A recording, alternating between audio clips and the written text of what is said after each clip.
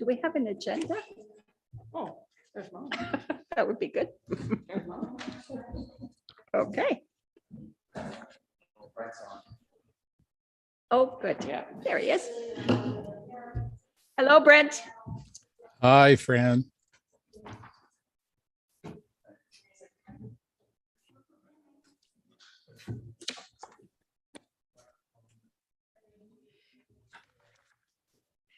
Okay, it's 4 o'clock, so we're going to start our meeting. Brent is with us by Zoom, and Philip couldn't make it. Philip can't make it, and Cindy is here. So we will start with approval of the agenda. I have a motion moved by Bill McDonald, seconded by Sherry Wan, that the agenda for the regular council meeting for June 6, 2022 be approved as presented. Are there any amendments? It's not a regular, use special. Oh, special meeting Yeah, it's a special council. and no amendments. Correct. All those in favor? Carried.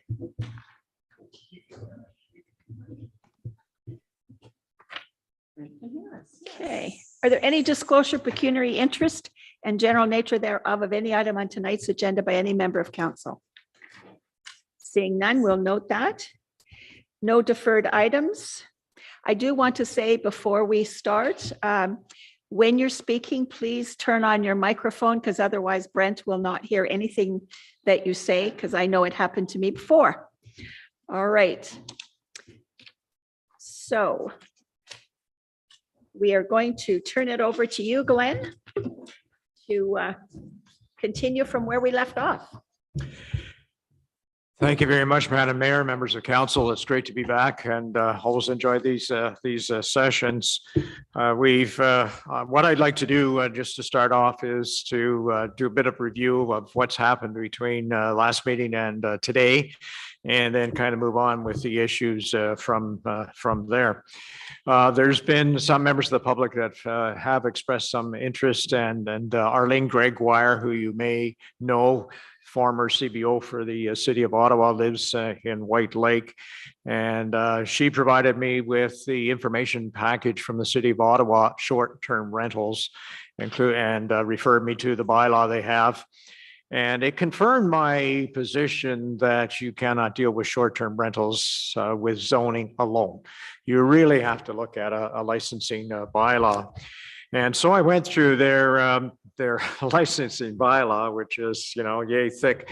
They do things very thoroughly. And I just wanted to point out that they require a couple of things that I think you should be aware of. They require a host permit, H-O-S-T, a host permit, which means that if you're going to operate short-term rental, you have to have a host term permit. But not only that, the property owner, has to register with the city. So it's looking at who's renting as well as who owns these rental units, you see. And the fees are quite substantial. So a host permit fee is $200. So they're not fooling around. And the property rental permit, if you want to call it, can vary in cost from $200 to $5,000. And it depends on the number of listings. And I think that means it's like Airbnb is where you advertise, how extensively you advertise, because obviously the bigger the market you have, the more people you can attract, I guess. Now, City of Ottawa does allow short-term rentals in two circumstances. One is in a permanent dwelling. So it has to be the dwelling, the principal residence of the property owner. So it can't be secondary residence that you've rented or something like that. So that exerts a little bit more control on the situation. So you can rent have a short-term rental and a principal residence of an individual, or you could have it in a cottage. Now, in order to get your host permit and so forth, there's a lot of things that you have to do. You have to provide a floor plan. Okay, so that you have to have the, in other words, the layout of the cottage or the permanent home. And the reason for that is because the occupancy is also controlled, the number of people, 2 people per bedroom, okay, to a maximum of 8. So it's not, 10 or 15 or 20 people type thing that are allowed, you see. So you have to have a floor plan that shows your layout, and there's a restriction on the number of people that can use it. You have to have fire and smoke alarms and carbon monoxide alarms as well. So that's mandatory. There's controls on, you have to essentially have an information package electronically as well as posted in the rental unit that indicates to people where are the emergency services, who do you call, whether it's fire, police, hospitals, that sort of thing. And, the access to municipal services that might be provided. It could be, a road crew that you might have to come for some reason. The requirements for garbage disposal, how that's handled, and, provision for smoking and vaping. Okay, so that's also a control factor. And you have to indicate to the owner what the schedule of offenses are. So what you can be fined for. So, which would be, for the most part, an offense, a contravention to a municipal bylaw. So that has to be listed. They have a 30-day limit. Okay, so you can't occupy a short-term resident rental for more than 30 days in the course of a year. So all I'm basically saying here is that they have taken a very sophisticated approach. And what that implies for Central Frontenac or any other municipality interested in it, as we discussed at the last meeting, is enforcement. Because if you're going to get into this, there's a lot of paperwork to make sure that it works. And effectively, the way the bylaws set out in Ottawa, it's everybody that rents anything. You see, essentially that's controlled. So that's quite an extensive requirement for Central Frontenac if you're thinking about even the odd person wanting to rent out their cottage or their permanent home for a couple of weeks, once a year or something like that. It's an expensive proposition for them, and it's a significant administrative requirement for the township. So I just thought I'd put that forth. Thanks to Arlene for providing that particular information, and that will be a part of the background. As I understand it from our last meeting, you've kind of put that on the back burner, the short-term rentals on a back burner until maybe some of the meetings you've had with North Frontenac and South Frontenac, the committee and whatnot, where you decide to go with the short-term rental issue. Ed? Glenn, do you know for a fact whether or not there's a provincial effort in any way, shape, or form dealing with this very issue we're discussing, and whether or not maybe Kathy would know through AMO as to whether or not there's any work? Because it's not just a Frontenac issue, it's a provincial issue. And I'm wondering if we shouldn't be petitioning the provincial government with this issue that's much bigger than what one municipality can handle from a cost They perspective. basically tell us that it is a municipal responsibility. Pass the bylaw. There's lots of examples of it. Just go ahead and charge enough money to pay for the enforcement. Your comment there about enforcement, what I see here is that how can we differentiate between somebody renting to somebody or my brother using my cottage for a couple of weeks? And that's where I see the issue. Which Well, is the that's- difficulty in writing the bylaw. Yeah. You're not receiving. Why would you? Yeah, Not you're my you're- brother-in-law, but maybe my brother. Yeah.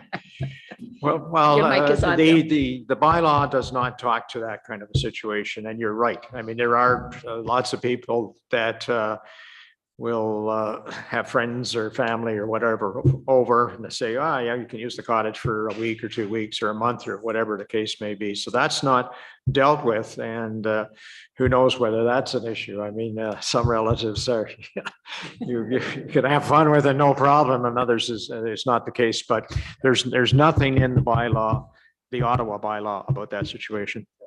If I, Oh, sorry. Go ahead, Brent. No problem. This is more an observation, and I thank Glenn for bringing forward. You know, it's always interesting to find out what other municipalities are doing, and there are lessons to be learned. But I think some of the lessons also run counter.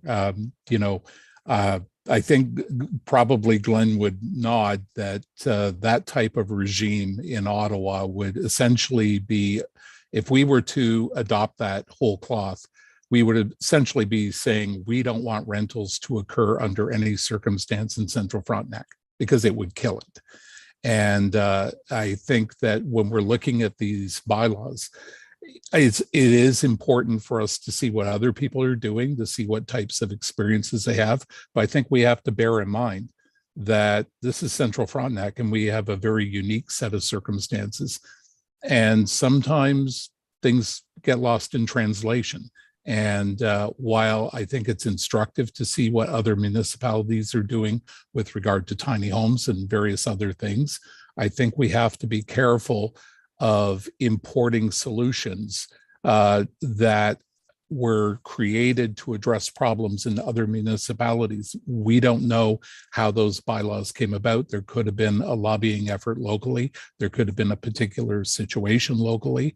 And when we import that solution, we're also importing some of the baggage. I appreciate Glenn's candor because I think that he's acknowledged that and that sometimes things don't follow through in translation, but I think it's important for us to bear in mind. I certainly don't want to be the person that wants to invoke an urban solution to a rural problem or something that quite frankly would be not really applicable to us, but we inherit the architecture and the headaches. Anyway, that's more of a general observation. Thank you. Bill, you have a follow-up? I was just going to add to it, is the other facet of all of this kind of industry is home exchanges. I know for a fact that we've friends and neighbors who have gone to Europe and stayed in houses there. Well, the people in Europe came here and stayed in their homes. So there's a whole multi-facet situations that you're going to be running into. And I don't know what kind of bylaw would actually control all of that. So I'm willing to let it run and see what happens. I think in reality, what we're dealing with is the fact that there are a few of these rentals that the people renting them are out of control and they don't care about who else is in the neighborhood, and they have caused havoc for the neighbors. And that's what's bringing it to every municipal table where there are lakes. People are coming from other areas. I won't say just the city, but they're coming in numbers where a cottage may hold 6 people. There could be 16 coming to that cottage and just creating trouble the whole weekend and making it unbelievably difficult for the neighbors to enjoy their property. So that's what's brought this about. So definitely, I think we've got more work to do and trying to figure out how we can deal with it without putting ourselves in a position of not being able to enforce what we're putting in place. Yeah, and I think Councillor Brent is right in reading what my thoughts are. I just want to bring that to your attention because when you look at the cumulative impact of licensing bylaws and the enforcement, I mean, short-term rentals might be one we're going to get into. Refreshment vehicles might be another. So it's the whole issue of enforcement of whatever legislation you have on the books that's it's a concern. And I think he's also right that the situation in Ottawa is different. You don't have the spread of lakes and so forth that we have here. So I don't think you have that extensive rental market, I guess, that you might have here. Although it is interesting that the City of Ottawa bylaw is last year's bylaw. It is new, so it's not something that they've been dealing with for some time. So with that, maybe I can move on and say that since the last meeting, we sat down with staff And again, my thanks to staff for all the hard work that they put into this. And we reviewed the schedules, because the mapping of the schedules to the zoning bylaw are just as important as the text, because that gives you the visual representation of what your zone is, and therefore what the impact of the bylaw might be on the individual. So to make the document more user-friendly, because I think that's key. Somebody that looks at a document can't find their property. The more information that's on the schedule that's helpful to people, the better. So we're going to label more stuff than we have in the past. We're going to label the names of parks and conservation areas and trails and waste management sites and so forth. So people just looking at the map can say, oh, I didn't know there was a landfill site there, or I didn't know where the trail was, or whatever. So that's important. Also, we're going to put the settlement area boundaries on the schedules. So again, it's also designed to help your building official to, when he looks at the map, he knows whether you're in or out of a settlement area where you are. We're going to reclassify the road system so that there's a better correlation between the zoning bylaw and the official plan. And in that regard, we're going to have provincial highways as one classification, municipal roads as another, seasonally maintained municipal roads, because you don't want to be issuing permits for permanent dwellings on seasonally maintained roads. And then the one that's the most difficult or has caused the township the most headaches in the last while are these heritage roads, which are translated into unassumed or unmaintained or unopened. And there's actually a fair amount of work to be done to really put those on a map and do it properly, because unfortunately the township hasn't gone through that extensive classification to say this road is this category, this road is some other category. But again, if you're going to have an enforceable zoning bylaw, you're going to have your roads properly classified at some point. And the other classification is private roads. We'll put private roads on the schedule as well, because it has implications for issuing building permits. In addition, and we're going to map the map and put the status of waste management sites. It's my understanding that the Ministry of the Environment, Parks and Conservation want you to identify the sites so that people know whether there might be some potential offsite impacts. So there'll be a combination of active sites and closed sites, and the influence area 500 meters around each of those sites will be shown. We have the mining hazards. There's about 32, 33 mine hazards that are identified in the township. And you say, well, what's a mine hazard? Well, mine hazard is usually a mine. It could be anywhere from a minor excavation to a shaft mine or an open pit mine that historically has been operated at some point, and some are dangerous. Most, I think, in your township is probably not a concern, but when we get a development permit, an application for a building permit as an example, and you're within a kilometer of one of these sites, we usually check with the Ministry of Northern Development Mines. I'm trying to think of the division, geological division, with respect to whether the Amos site is known as a abandoned mine information system, the database they have, whether this site is of concern or not. So it's a public safety issue. Glenn, just a question on that. Would everyone who has one of those on their property be aware of it? Not necessarily. Okay, is part of our zoning review then, can we do something proactively to let people know that this is on their property, so it's not a surprise? Absolutely. I mean, there's a couple of different ways of doing that. Obviously, you have your public meetings, but what I would suggest you do, and Kathy, I don't know whether you have this in your files, but the ministry will give you an inventory which shows the details for each and every site that's been identified. And if you got 38 sites, you're probably looking at documentation about that thick, you see. So what you could do is you could put that on your website. I mean, that's something you could think about so that people can. And what we've done in some other municipalities from a zoning standard is actually put the ID number for each of the sites on the schedule. And that makes it very easy for somebody to look up that site on the ministry's Go ahead, Phil. database. Through Madam Mayor, to Glenn.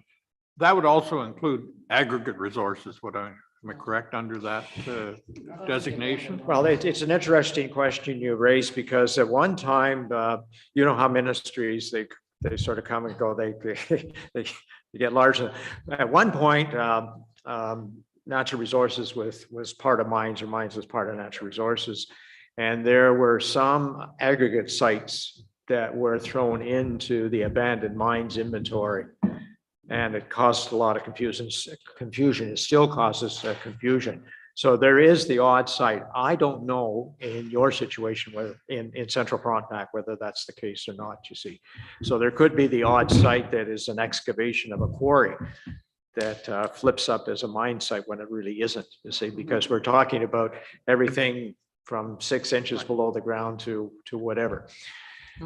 And I know that previously when there was been some of those that have come up, I contacted the Northern Ministry of Mines and that up in Tweed. Yep. And they were great because they just go and look it up and they said, yes, you have, that is a mine, or no, it is not, it's abandoned, and they'll talk about the size. So, but I think we did have a list, Glenn, at one time, so. Yeah, I think, to look it let's just say I disposed of all my hard files with respect to your municipality, so I don't recall whether we had that package. I know we did have I remember having one at one time, for sure. What It's too you bad could do couldn't is you could, overlay. sorry? It's too bad you couldn't overlay the ministry maps with our map. Crystal, you've got, Frontenac maps now show where the lines are, and it's not now. oh, good. Okay. Yeah, and that's what we're talking about, but we're also talking about the list so that properties know. Yes, they are. We saw them when we were on the Friday working on it. So. Yeah. Good. Just a quick question. with Tom, go regards ahead. To mines, Your Worship. Would this include just drill holes, or are these actually active mines where people have extracted mineral from the soil? Or does it include just where somebody's put down a drill hole? Could be something as simple as a drill hole where the ministry has a record, and you'll see in the description usually what information they have about a particular site. So it could be a minor excavation through to an actual shaft mine or an open pit mine, as the case may be. So it's very broad. And my experience over the last 30, 40 years is that it's probably only about 2 to 5% of these sites that are actually a problem. We had one site in Northern Ontario where there actually was a danger to the point where some rehabilitation work had to be done in order to secure the site so somebody could build a house on the site, you see. But as I say, it's very rare. But I draw it to your attention anyways. Your official plan policy says that if you have a mine site that's identified, anything within a kilometer of that particular site that's proposed for development, that's when you check with the ministry to see if it's an issue or not. It's a bit of an administrative issue, mind you, but Yeah. Bill? Maybe Crystal, or through you, Madam Mayor.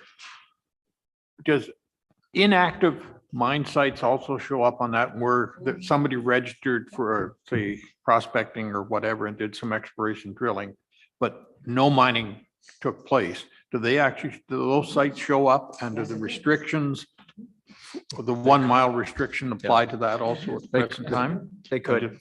The ministry will actually admit that some of the information is questionable because we're talking about mine sites that might go back to the 20s and 30s of the last century, you see. And so it wasn't until the 1960s, I believe, where extensive survey information had to be provided to the ministry as to what was going on. See, prior to that, there could have been exploration, it could have been mining activity, but there was no obligation by the person doing the mining to inform anybody, you see. So there's some sites we don't know much about, if any. And the more recent sites, I'd say from the 1960s on, are much better documented.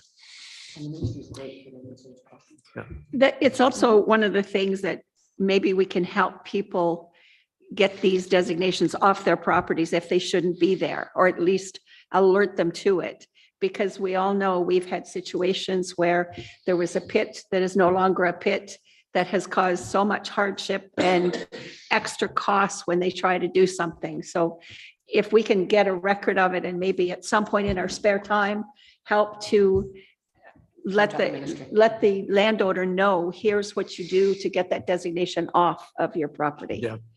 Yeah, I've had experienced some challenges in that regard in the past, some pushback from the ministry, but I've had some success in the past when redoing an official plan to have certain sites eliminated because they're not, it's not a safety issue. For instance, the drill hole, like Tom said, because they drilled down to see what's down there and then that's called a mine, like, give me a break. Yeah, That doesn't agreed. make sense. Okay, just draw that to your attention. And we are also changing the schedules or updating the schedules to include all of the amendments that you've had over the last number of years, and that's understandable. The exception being the temporary use bylaws, because they will disappear over time. So you don't want to clutter up your schedule with some temporary use, but we will have a record in the zoning bylaw itself. We'll have another section at the end, an appendix, which identifies the temporary use bylaws. So they will still be, available for the public to review. And there have been some discussions Cindy and I have had, and Kathy as well, on updates to the bylaw to reflect current circumstances. And one of the issues was I don't think we have to get into it in detail on Sharpet Lake, the Mount Vale subdivision, which wasn't carried forth from an earlier bylaw. And that particular subdivision is actually well designed, because what it does is it has a series of lots, and then it has a perimeter around the shoreline that's protected in its natural state. So it's kind of like a linear park belt around the shoreline. And that's kind of a preferable way to protect your shoreline, but that park area wasn't carried forth in the current bylaw. So what we're going to do is to revert back to some of the earlier bylaws, where particularly where the land is public land, it's owned by the municipality.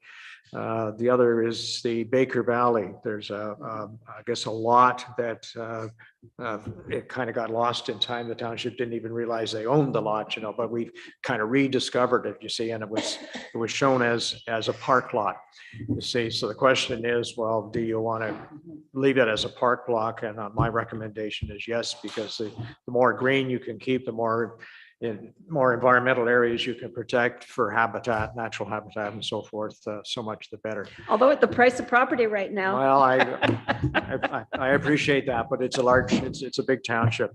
So we're trying to, as I say, bring not only update the bylaw in terms of modernizing it, but making sure that it's right up to date from an information standpoint and reflecting past decisions of this municipality. Good. Okay. White Lake is another example. We have I've been back and forth with Arlene Gregoire, who's representing the Cottagers Association, and she made a specific request on behalf of the Cottagers Association to prohibit recreational vehicles on any property in the RWX1 zone. And if that's a decision of that association, then that's something that should be respected in the bylaw. So I don't think we have any trouble with that. Bill? The White Lake Association is on Sports Lane, right? Yeah. But that does not include all of the other properties that are already located on the west end of the lake. They part of Our zoning does. the zoning, correct, right? But I'm wondering if they've been including in the discussions of, because there are people that live there permanently. Is year Arlene round. here? Yeah. Arlene's here. Yeah, well, Arlene, maybe you want to come up and, because you would have to speak to the mic so Yeah. that. The And I have counselor no can hear. problem with the restriction, don't get me wrong, but I just wanted to make sure that everyone's involved in the discussion. Yes, Madam Mayor, the members are associate members. They're associate members of the association and they are involved and they are consulted and they come to our annual meeting and they're equal members to the rest of us.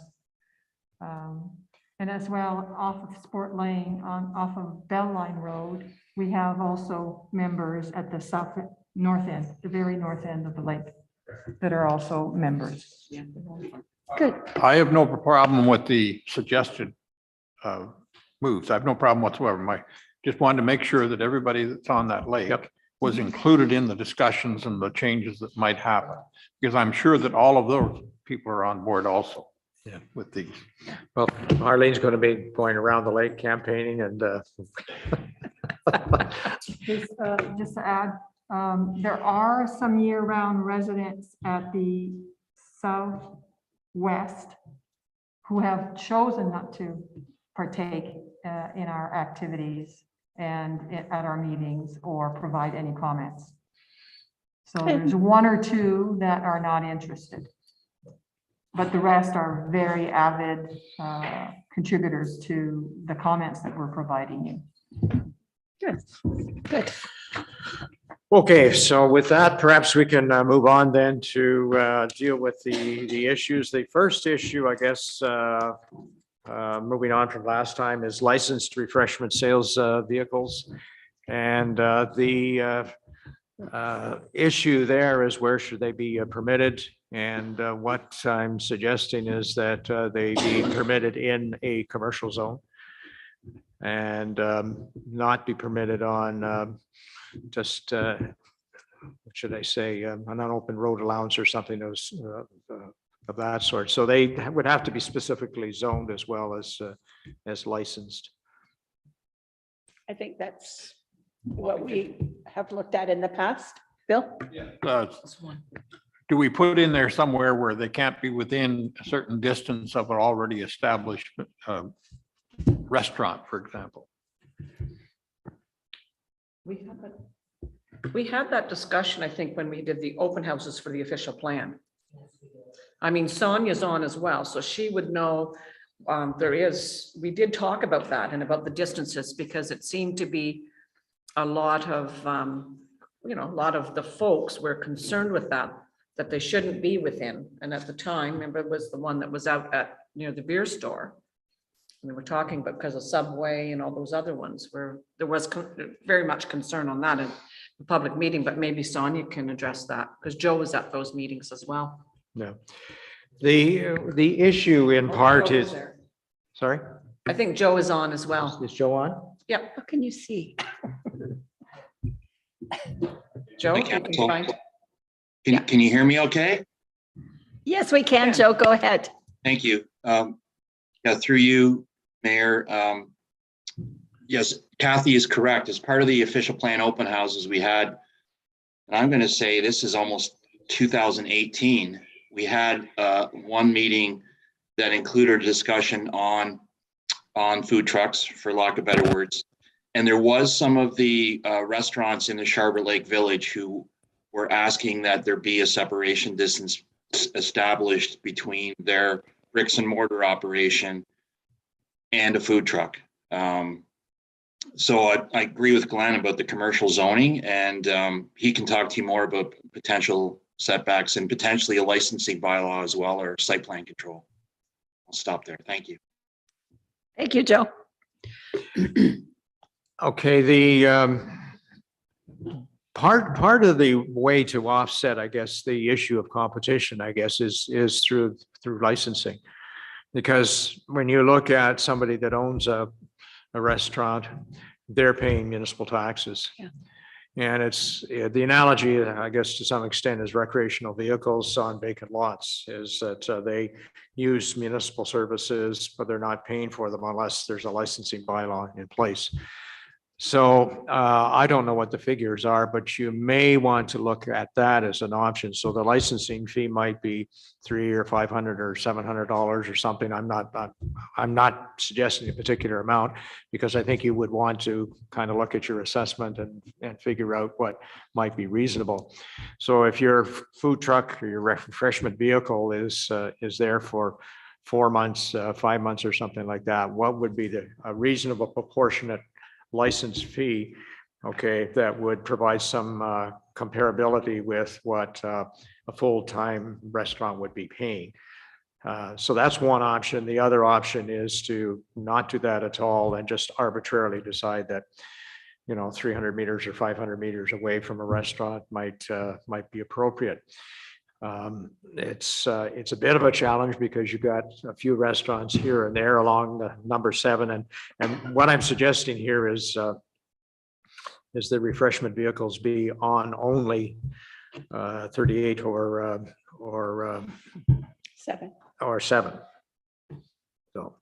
So there's a couple of options there. As I say, just an arbitrary figure of 300 meters or something like that, because if it's 300 meters distance, people that are patronizing the refreshment vehicle are not impinging physically on a restaurant. I mean, they're not using a parking lot for a restaurant to walk over and get something from a chip truck or whatever. Yeah. Tom, go ahead. Thank you, Your Worship. I really don't agree with that provision because we already have a licensed chip truck rate. Well, not licensed, I don't think yet, but one on the Arden Road. And I think we have to look at other areas that we allow them because that's really restricting this person to operate their business and they provide a very important service to that area. So I think we have to look. And the other thing I was going to say, you have a line in here for provisions not made for location on municipal property. So hopefully that will cover if we had an event at the park, for example, here in Charlotte Lake, we should be able to allow a chip truck on that property if it's a recognized event from the municipality. So I think you got to look at that and make some provision for that and not just make it 7 and 38. I think you're right, Tom. We forgot about the hamlets that are considerably off those main routes that you would have to drive quite a distance if they just wanted to get a French fry or a burger. So 7 and 38 is definitely, you're catching the traffic coming and going that won't go into the hamlets, but you're forgetting about the people that are in the hamlets that would like to utilize these services. Oh, Brent, go ahead. Thank you, Madam Mayor. I would agree with both yourself and Tom. Restricting to 38 and 7. I think that is a little too restrictive and, putting an economic development hat on, we really do want to encourage as much economic activity in the hamlets that aren't on those thoroughfares. One question I have though, and it's with regard to proximity to bricks and mortar.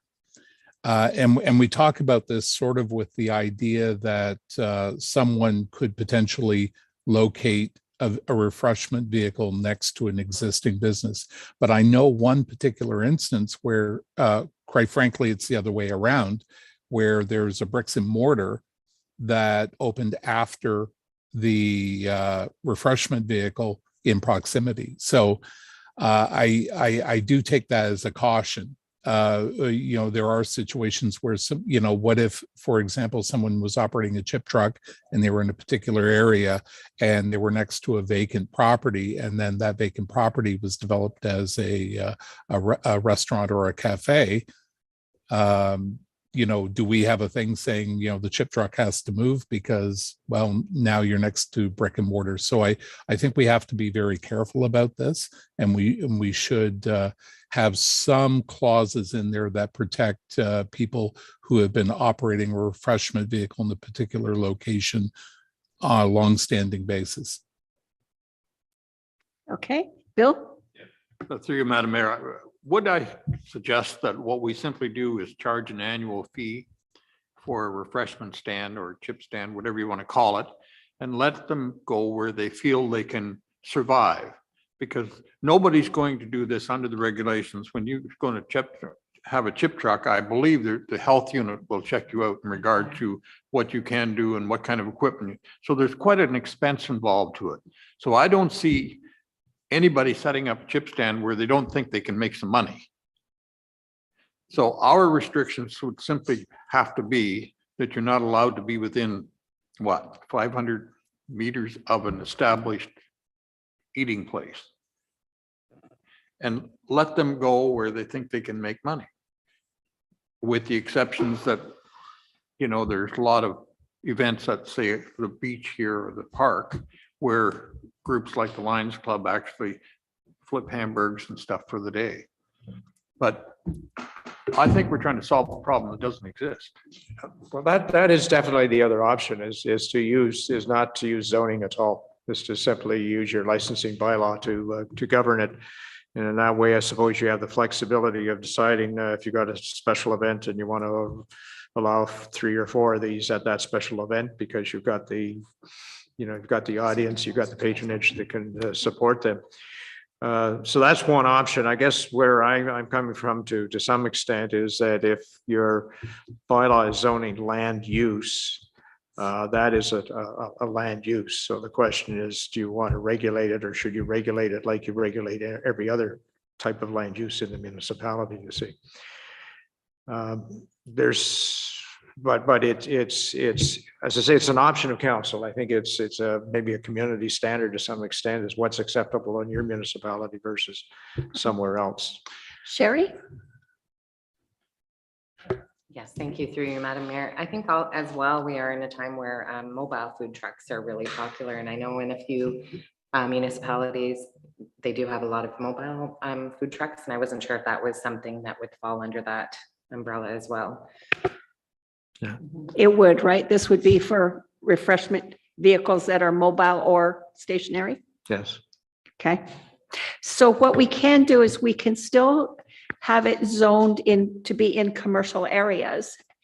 And the details of that operation can be through a licensing bylaw. Is that right? Yeah.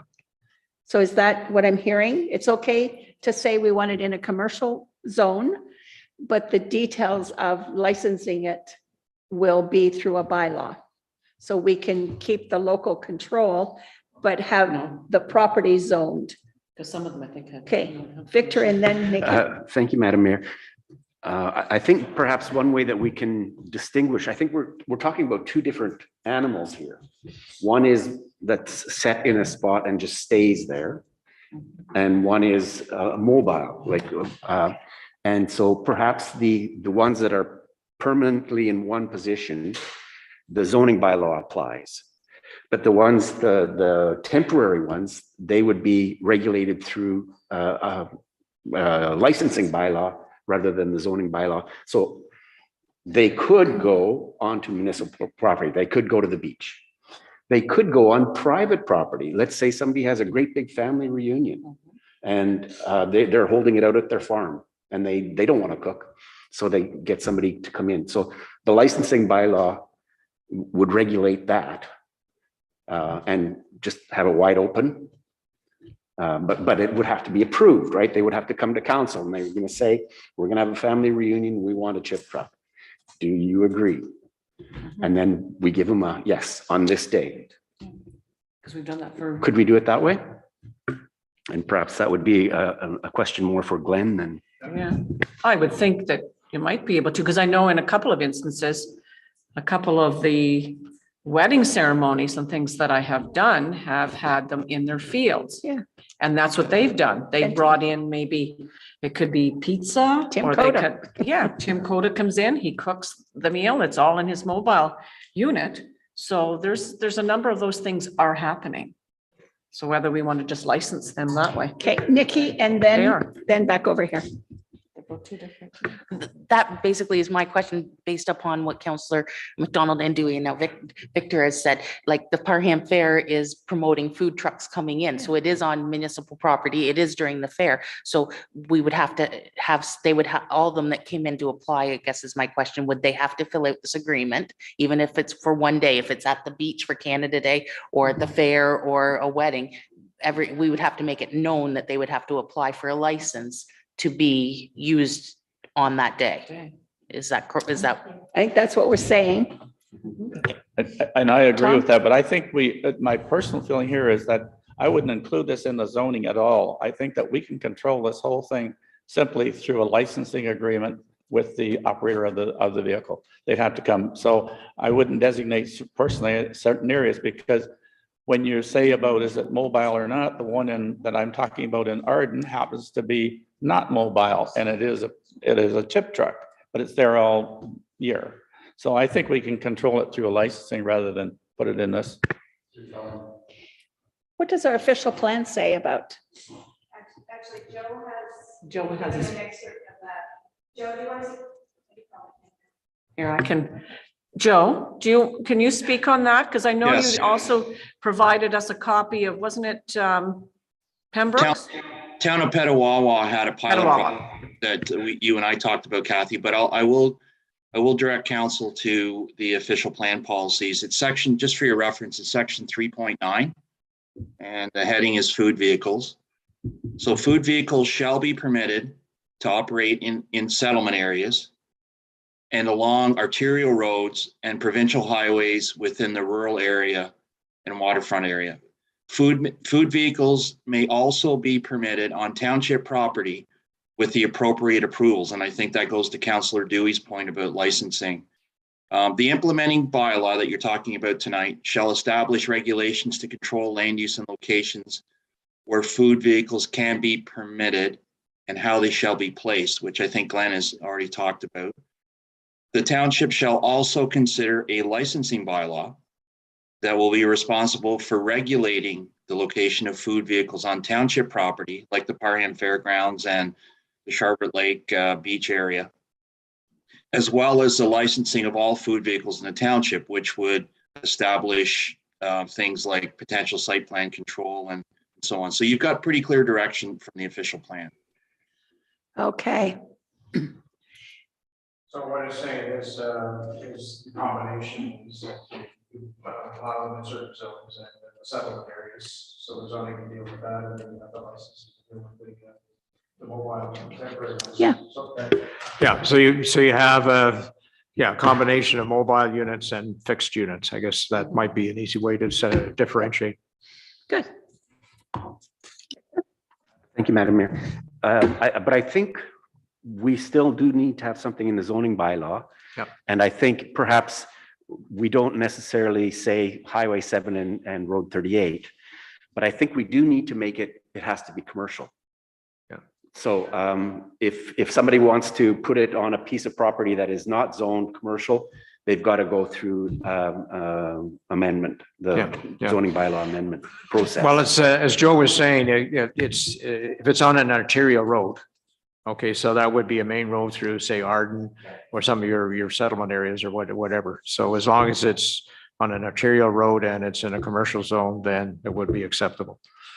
And then if you have the events, your family reunions, festivals, that sort of thing, then you can use your licensing bylaw. Just a quick follow-up on that, though. Yes, so an arterial road, but if they want to put it on a piece of property that is not zoned commercial, they would have to go through the process of getting the zoning bylaw amendment so that it is commercial before they put it on. That's correct. Right, okay. Okay, Okay. all right. I think we, It would only be when you're putting it there permanently though, Victor, as council. Yeah, that's right. Okay. So I think that's the distinction. The rest could be handled through licensing. Correct. okay. Okay. What I think I'll do is try to put an information of some sort in the bylaw to zoning bylaw to make that distinction, again, to make the bylaw more user friendly. Yes. Okay. So. Yes, good, okay. Okay, so that's number 6. Number 7, green energy. We're trying to encourage green energy industries. So we make provision in the bylaw for manufacturers, suppliers that might want to locate in your municipality to produce green energy products. It does make a lot of sense as we're moving forward with climate change. So it's an economic benefit to, or potential economic benefit to the municipality. Bill, Through you, Madam Mayor, Glenn, what is required in the way of additional assets on the, say, just for discussion purposes, gas station today, Petrocan, if they want to add a recharging station there, what's required in regard to permitting for that to happen? There is, what I'm suggesting, going to suggest in the bylaw, this is actually the first bylaw I would put in is to say that an EV, an electric vehicle recharging station is permitted anywhere. So that way there's no permitting system at all that's required. so if somebody wants to do it, they don't have to be held up by going through Exactly. red tape. Exactly. I like that. It becomes a universal. I mean, if you fast forward another 4 or 5 years, it'll be just like a service station, like, you expect to pull up in a service station. In this case, it's an electrical vehicle recharging station. And in 30 minutes, you're on your way because you've recharged. And I think there's an interesting challenge for service stations over time because you're going to see them disappear and be replaced with something else because gas will disappear at some point. And that's when you go to the refreshment truck while you're waiting for your charge. Yeah. Victor, Thank you, Madam Mayor. I just have a question. Are you suggesting that all of these green energy sources be allowed anywhere?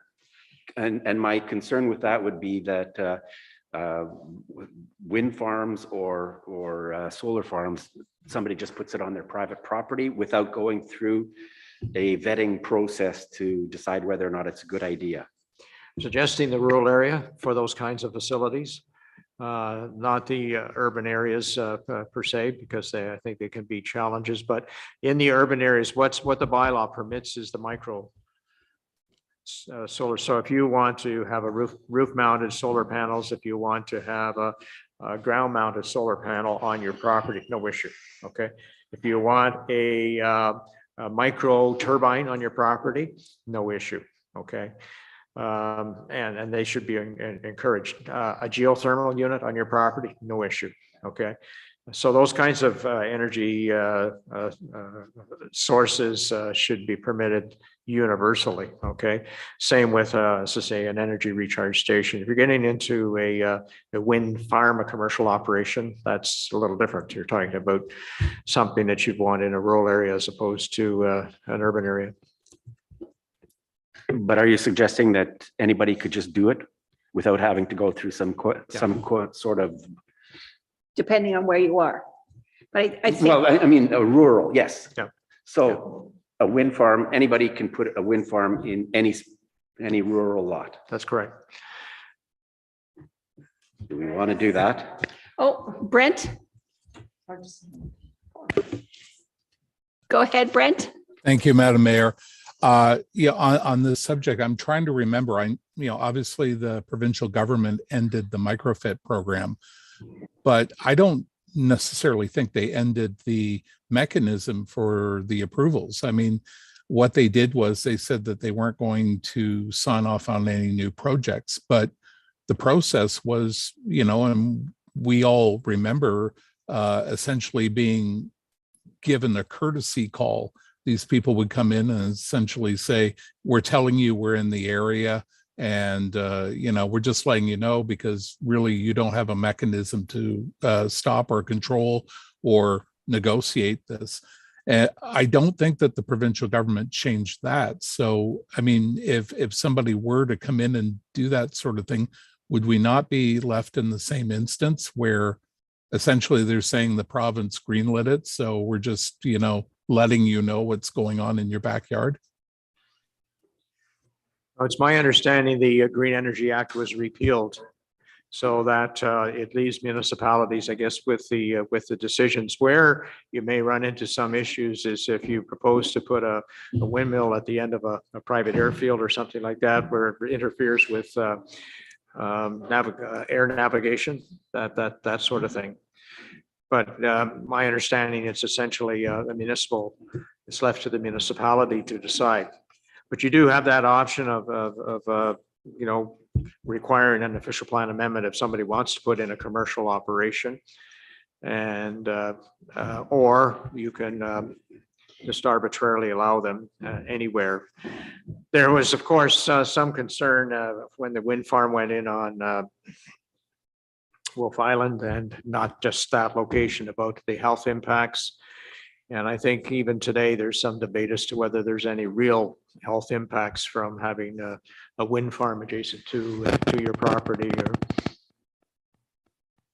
So council has the option of saying, yes, we'll just allow them anywhere, or you could rezone if you are concerned about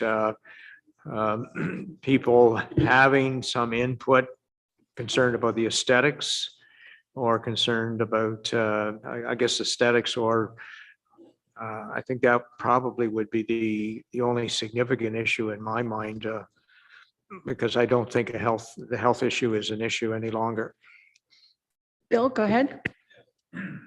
My initial comments were similar to what Councillor Cameron brought up in regard to the Green Energy Act.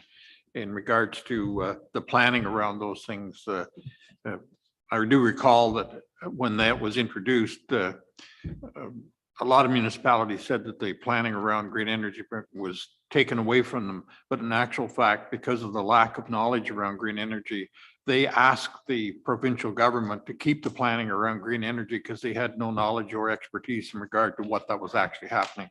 So whether they've repealed the Green Energy Act or not, I think that if we had a large industrial green energy project being proposed within the township, we would probably get a lot of ground, inquiries in regard to actually what it's going to happen. But I believe we should have the means within our zoning bylaw to allow it to happen, so that we could examine whatever proposals might come forward to us, to let us examine it and see if it's going to be a benefit to the community at large. But I believe very fervently that if we're looking at turbines, the companies that are building turbines and installing them would already know whether or not they would be efficiently run in this area, because they would have already approached us, because they've been approaching every township in all of Ontario to put up turbines. So I just don't think it's something that we have to be concerned about, or that we would already be receiving requests to actually install them. But we're not in the wind tunnel, so to say, that they would be efficient. But I think taking wind tunnel out of the equation, some other type of something that's bigger than just regular green energy things. So maybe there could be, these are all the possibilities that go straight ahead. If it's different than a small energy project, it should at least be discussed with the municipality. I don't know how you would zone that, or how you would say that. Yeah, because one of the issues that you haven't been faced with yet, but you may be faced with at some point, is what we call an SMR, small modular reactor, a small nuclear reactor, which you literally put in this room and doesn't take up very much space, but has a powerful source of energy. So that's something you may be faced with in the not too distant future, because they're kind of going through pilot processes on that sort of thing. So the read I'm getting is that maybe on a wind turbine farm, you'd want to rezone, but maybe on a ground mounted solar farm, that might be different. I mean, I think you'd want some stipulations. If I'm the neighbor, I'd want to know what's going on my neighbor's property and what the setbacks are that he has to start putting this stuff for, if it's on the back of the property or the front of the property. So I think we do need some guidance about what to expect if something like that were to happen. Nikki? I just Googled it. So all large projects have to get approval from the Ontario government. There are exemptions, so you do not need a renewable energy approval for small classes of small scale wind and solar and certain bioenergy and thermal treatment projects. Water power facilities, which are subject under the Environmental Assessment Act. So most of them will all have to go through the Ontario government first before, and which we'll get notified about anyways. So. But will we have any say? Probably not, no. Yeah. So it doesn't, I guess, right? Yeah, but perhaps like, I am in favor of green energy myself. I just, I don't want the approval process to be out of our hands. That's my concern, but it sounds like if it's It is. essentially it is out of our hands. Okay. But perhaps we can put it in the zoning bylaw that we, I guess that's we'd more like to like be official consulted. plan. It's more like official plan. It's like in our vision of Central Frontenac, we are allowing for green energy, but our zoning bylaw can't regulate anything. Yeah. Yeah. Your worship, can we? Yes, go ahead, Tom. Through you, can we put some restrictions like with regards to these wind turbines? And there's a lot of flack raised in Wolf Island because people didn't like them. If you didn't have it on your property, you objected to it. If you had it in your property, you loved it. But the fact is, I think we should take into consideration some distancing from, say, built up areas, like, for example, hamlets or whatever. But I think that people don't like the looks of the darn things. I'm not saying this is not a health thing, but I think it's the aesthetics of it. I just think we need to have some regulation. I know. Yeah. Go ahead, Bill. Yeah, except that they do get a great tax return from them. So Yeah. the point of the matter is that I don't think our zoning bylaw should close the door on any green energy projects approaching the township. We can then make a decision as to whether or not that's going to be for the benefit of the They municipality. do have to consult us. We can examine it on. So I think what you're suggesting is zoning to control location then. So it would have to be rezoned, except for the smaller operations. Well, and it does say, Nikki just found it, they will consult with us. Because it's like the solar panels right now, we have no control anyway, where they, the ground mount, there's no municipal. I was under the impression regulations. you did have control, but Yeah, It's gone. gone. Okay, But we'll so see. enough on the green energy. okay. It's green. Number Okay, 8. place of worship based on personal experiences. And it's not just personal. I mean, the fact is one church a week is closing up its doors. So there's a lot of conversions that are going on. And there are programs looking to assist congregations with repurposing places of worship and so forth. So I'm suggesting a definition in here that gives more flexibility as to what you can use a place of worship, a church for. So you may want to carry on with religious activities in the church, but you may want to add on to the building or repurpose the building for other uses. It could be a commercial use, it could be residential use. So it gives you, so what I'm suggesting here in the bylaw is kind of a mixed use definition that allows a church to be used for more than one use if the need is there. Yeah. Make sense?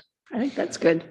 Okay, We have the one right here with Carmel Cafe, for Yeah. instance. there you go.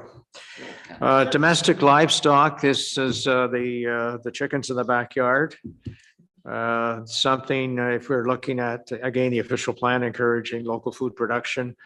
And the whole purpose behind domestic livestock is to produce something for the homeowner. It's not for sale. It's not a commercial operation. It's essentially to allow for an individual to have domestic livestock, and that could be chickens, it could be rabbits, it could be Pigs. Could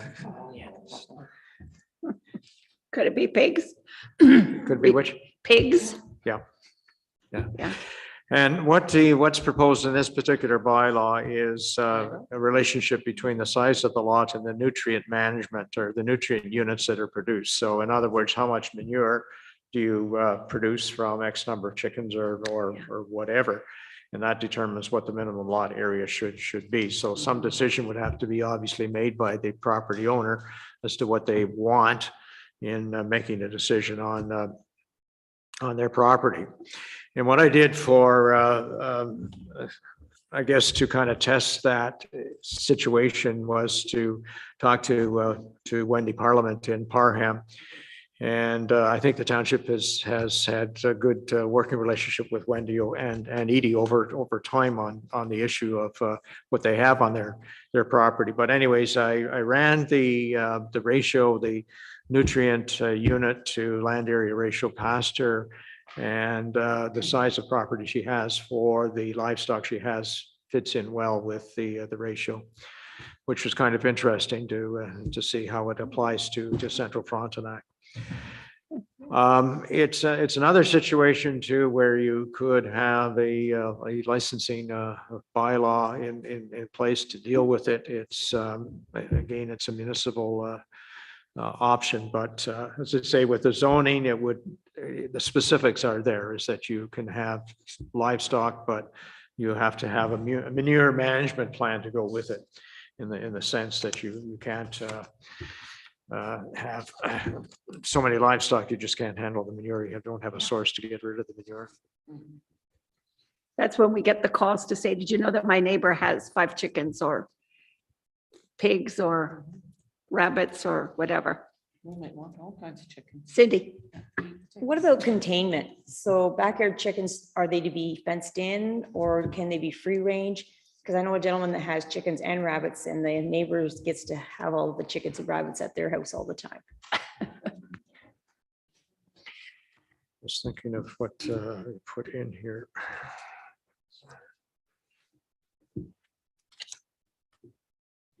Free range eggs are good, apparently.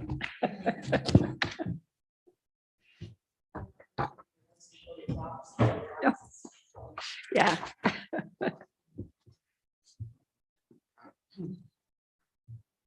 And I think with licensing bylaws, we have to remember, we only have so many staff that can deal with licenses coming in the door, and then again, enforcement of these licenses. Yeah. So I think if we can do it by zoning to say, if you call up and say, can I have a chicken? Here's what the size of my property. We can tell them what the rules are and go from there. The suggestion in the bylaws is, or the proposal in the bylaw, it doesn't regulate the location of, say, a hen house or chicken house or something on the property itself. But that said, in that particular section, it's considered an accessory use. So you would have to meet the sideline and rear lot line requirements. So the rear lot line setbacks, I think we're looking at a meter. Oh, it's right here. Let me see. It doesn't say anything though about, yeah, keep fencing them in. No.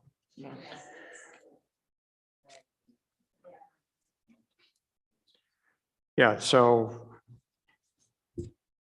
it's 7.5 meter setback from the rear yard, okay, for say a hen house or something of that sort. But the bylaw doesn't talk to. Can we add that, Glenn? That the keeping of animals and chickens needs to be kept on your own property? Like, it's a given, but does it hurt to restate that? That they must be, I don't know. I think it's understood, but I mean, it doesn't hurt to put a clause in the bylaw that stipulates that. Yeah, because we do have that situation. Nikki? If it's in the bylaw, then does that back us up for enforcement? So if it's in the bylaw and it says that they have to be contained within your yard, and the neighbor calls saying They're not. your chickens and pigs are wandering into my yard, then the bylaw enforcement has something to go on to go and visit that neighbor. Their chicken just got zoned out. That's what Yeah. you're saying. Yeah, I would think that would be helpful.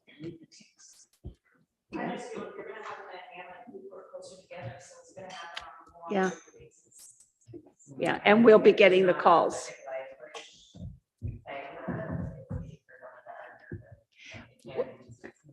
Well, and I think if someone calls up and says, can I have chickens?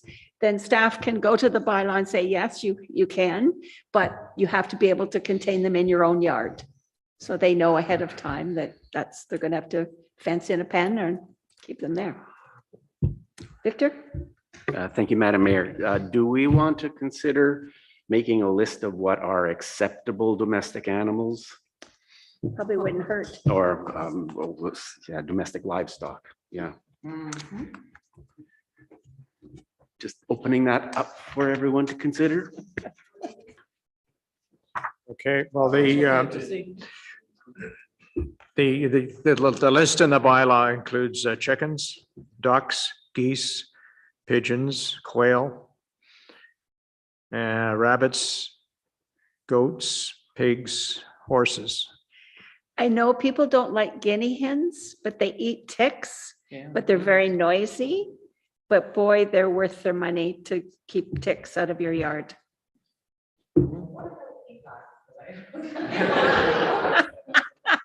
Peacocks are pretty. Now, that said, the bylaw uses those as examples. It doesn't say that you're not Excluding permitted anything. some other type. I just trying to think, some people, mink might be another one, which is a different breed of animal or so forth, but I mean, domestic livestock are usually for personal consumption of something, so. Cows, pigs. Personal consumption, horses. Yeah. Ooh. Well, the issue here, I guess, again, is, and it's something that may crop up from time to time, is if I want to have a horse on my property because I enjoy horses and the horses, maybe for the odd ride here or there, is that acceptable? Oh, we've had that. Sherry, go ahead. Well, I'm just thinking of a few years ago with the miniature horse. Yeah. So even the size of animals sometimes is a factor as well. Yeah. Victor? Yeah, I don't know how you word this, but my inclination is that we would not allow pigs for personal consumption, but there are people who have potbelly pigs as a pet. So And they travel. You can eat Yeah. them too. you can eat horses too. Yeah, I guess. Well, I think we're making a distinction here because you do have an animal control bylaw in place, Mhm. right? So that's where you can deal with the domestic pets as opposed to domestic livestock. Okay, Could do this But as far as animal horses go in the rural area, Yeah. the restriction is in the hamlets. Is that true? Or is it in the whole of the township? okay, again, you have your options. What's being suggested here is that would be permitted in an R1 zone, which would be in the hamlet. It would be permitted in a rural zone and would be permitted in an LSR zone, limited service rural zone. So you've got two of the rural zones and one of the in the R1 zone, which is a hamlet setting. Okay. So maybe the R1 zone, we should limit things like pigs that are stinky. Let's face it. Is that something we should take a look at? Under the rules on agricultural, said you have to have 9.8 acres or whatever, like that. I mean, basically, if anybody asks if they can have a horse, if they call us, we say no unless you have 9.8 acres in rural or cows or chickens. Right now, that's what. Okay. Well, Well, That's what it is right now, so we may be changing that to include this new update, so. it's up to- okay, use your mics, folks. Okay, So Cindy and that's then where, Brent. that's where we got into trouble with the miniature horses, because a miniature horse isn't much bigger than a Great Dane dog, right? It's not a horse. So maybe we need to have it so many hands high, because that's how they measure a horse. That's how high of a horse you can have. I don't know, that might be a way of keeping it so that you don't have a huge Clydesdale horses in your backyard, even if you have 9 acres. Yeah, See, Tom? I think we got to look at the acreage here too, because I'm not going to mention the name, but we have a farm that's probably on, I think we're zoned R1, I believe, residential. And it's a big farm, but they have a lot of acreage. So I think we have maybe put acreage as a condition on there, because I think if you've got a large farm that abuts an R1 zone, or an R zone, I think that you should be entitled to have as many animals of husbandry as you need for that facility. Right. Brent, go ahead. Thank you, Madam Mayor. I think that actually Tom touched a little bit on what I was concerned about. Our settlement areas evolved, more or less people sectioning off lots of farms. So they're pretty linear along roads, which means that, sometimes the settlement area could be no wider or deeper than a building lot. If you look at, like, say, for example, Parham, you go to the backyard of some of the places and you're out in the farmer's field. So I think that, not to put a wrinkle into it, but I think we have to be mindful of the fact that there are people that could have 50 acres and they're sharing a fence line with a settlement area. So, how do we treat them? And I get that there would be concerns in the settlement area, but again, the way in which our, we didn't conveniently build our hamlets and townships in a square grid where everybody is sectioned off. So I think there's going to be a lot of situations where somebody has sufficient acreage, but because there's in such proximity to a hamlet that they're being adversely affected by a lot of overflow of rules and regulations for the hamlet. Right. Good point. Victor? Thank you, Madam Mayor. I think that's already taken care of, like with what Crystal was saying. If you have 9.8 acres, you can have a horse. So whether or not you are abutting a settlement area, you've got the 9.8 acres, you can have a horse. The other factor that. Sorry if I might, actually, just to clarify, but that's fine if you have a horse or if you're just kind of doing hobby farming. But if you are a working farm and you find yourself, we actually added settlement areas in this official plan. So there are people who might have existing farms who would not have been affected by these types of rules are now going to be affected by these rules.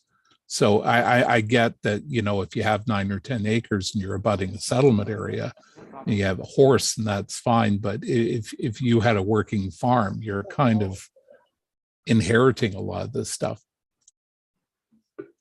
Well, in response to that comment, you would certainly have existing uses that are recognized, and so they have non-conforming rights in some circumstances.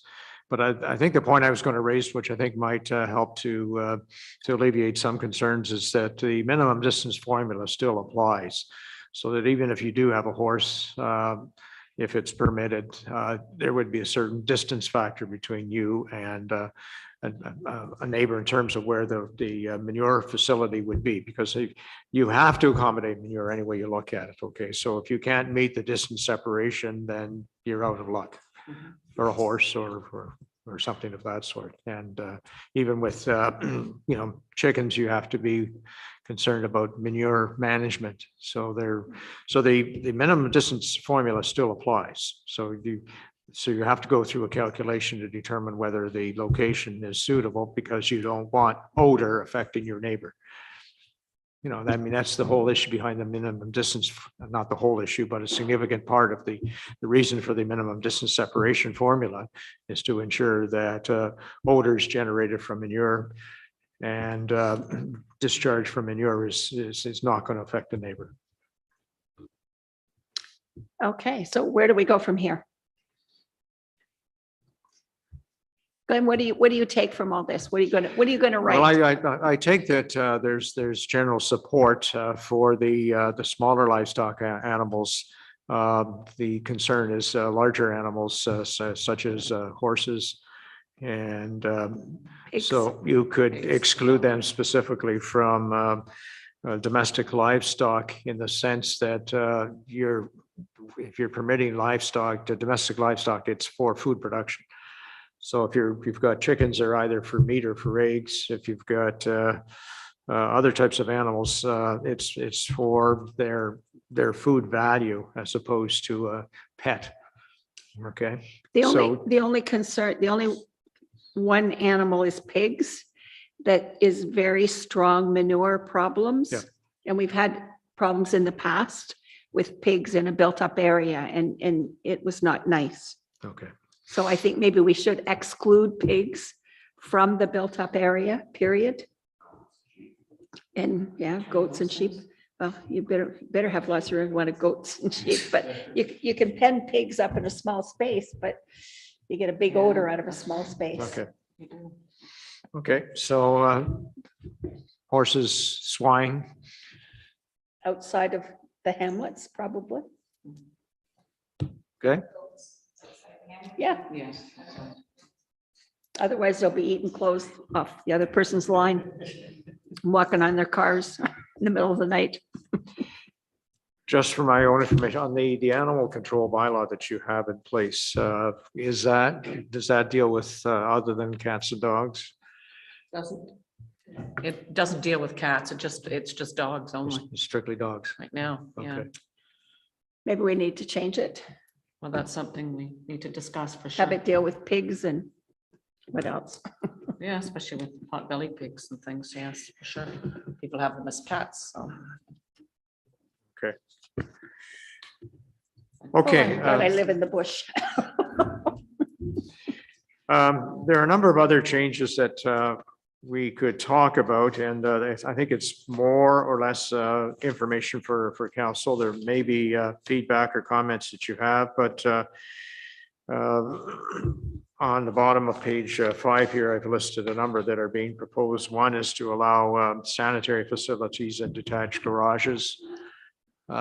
Detached garages are being used for workshops, for home-based businesses and so forth. And provided, of course, you can meet the requirements of the Building Code Act, we're suggesting sanitary facilities be permitted. It's not to indicate that it can be used as a residence per se, but it's a convenience factor. Yeah. I don't think anybody has a problem with that. Thank you, Madam Mayor. Just, I think you said, so long as the septic system is prepared to handle these. Yes. Then I have no problem with that. Yeah, that's definitely prerequisite. You have to have the proper sewage.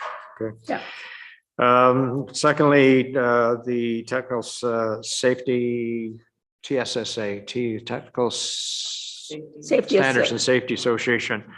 Standards would apply to propane and fuel storage. I think that's pretty much a given. That's a safety measure to ensure that there's proper separation distance from propane storage and say sensitive residential use. Okay.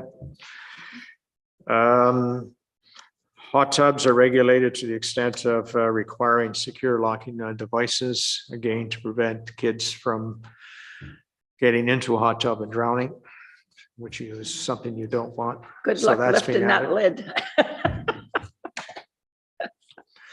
Okay.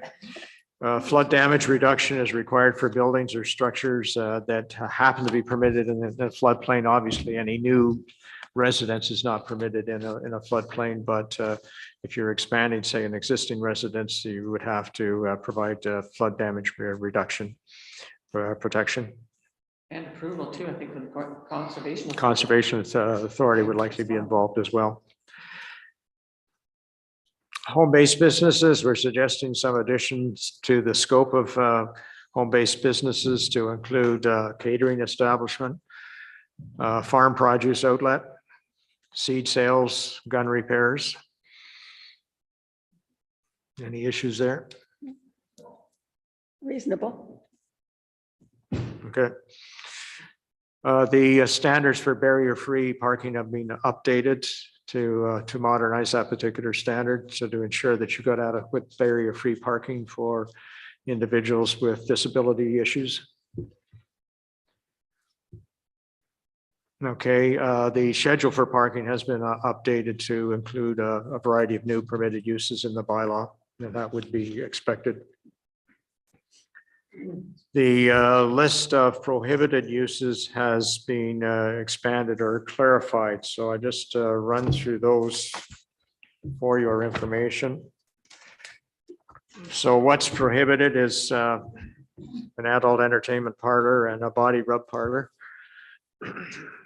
What's prohibited is the use of an accessory building or structure, boathouse or storage container for human habitation, except where the storage container is designed specifically and receives a building code approval for human habitation. Prohibited is the storage of inoperative rail cars, streetcars, buses, truck bodies, or trailers without wheels. Prohibited is the outdoor storage of partially dismantled and unlicensed motor vehicles or recreational vehicles, or trailers or motor vehicles or trailer parts. Prohibited are obnoxious uses. Prohibited are things like smelters, ethanol plants, refining, rendering or distillation of acid, ammonia, chlorine, coal oil, creosote, etc. In other words, a lot of obnoxious type uses. And prohibited is the bulk storage of industrial chemicals and hazardous waste or liquid industrial waste as defined under the Environmental Protection Act. And of course, the exception there is your waste management site, which you have an ECR for anyways. So the scope is to ensure that certain types of uses are, which you don't consider appropriate or dangerous to public safety, are not permitted or would not be permitted. Any issues there? I don't think so. Can I just ask a question, Your Worship, to you I wanted to, we may have it there, but I don't recall reading it. When you were talking about uses, I was thinking of tenting in public parks or public facilities. Is that in our zoning bylaw now? And if not, should we not consider that? It seems to me that a lot of the population is wanting to camp out and out in public parks and various communities around. Should we have that in there, or is that already in our zoning bylaw? That we don't allow camping or tenting in our public parks or public grounds? I think we just put up a sign and it says no overnight camping. Is that We don't really zone for that, do we? we have a regulation that you can't, could be? Well, let me, you Do we have a can look bylaw? at the opposite. Let's see what we have here in terms of a definition.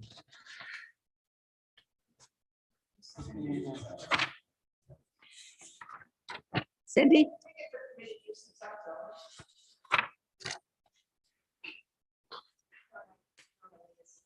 No. So to answer your question, a park is defined as an area of land maintained by the municipality or other public authority for the enjoyment, health, and well-being of people, and open to the public with or without charge, and for the purposes of this definition includes a provincial park conservation area with or without campground facilities. Would this include the Kennebec Park where we have the over at Kennebec Lake? That's kind of a different area, like. Is it the beach area, you mean? Oh, There's a lot of acreage there. I just wanted to recover. we just put up signs, no overnight camping. We own it. Okay. That's what we do at our beach. Yeah. The mosquitoes would fix that pretty quick. We are. Bill? Yeah, they're covered. Glenn, I just want to go back just one half step in regard Yep. to prohibited uses. I think there should be a line in there for storage of used tires. Because a few years ago, that was a huge issue. I know they're being recycled to a certain extent now, but I know absentee owners have come home and discovered that people had trucked in huge volumes of tires and stored it on their property without use. But I wonder if there should be a line there about used tires. Okay. Like we, Yeah. well, they can be dangerous. I mean, if you get, Creosote. if they catch on fire, they can be a nasty situation, right? Mind you, we built many, many retaining walls out of them over the years. Yeah. Yeah, yeah.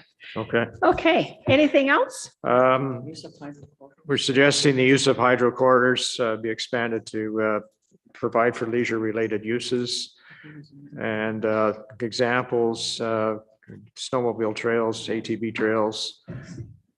But that sort that's of not thing. our property, right? It's not your problem, but it helps. I mean, they are linear corridors in many parts of this province, and it kind of reinforces that concept that they shouldn't be exclusively used for power transmission lines. Okay.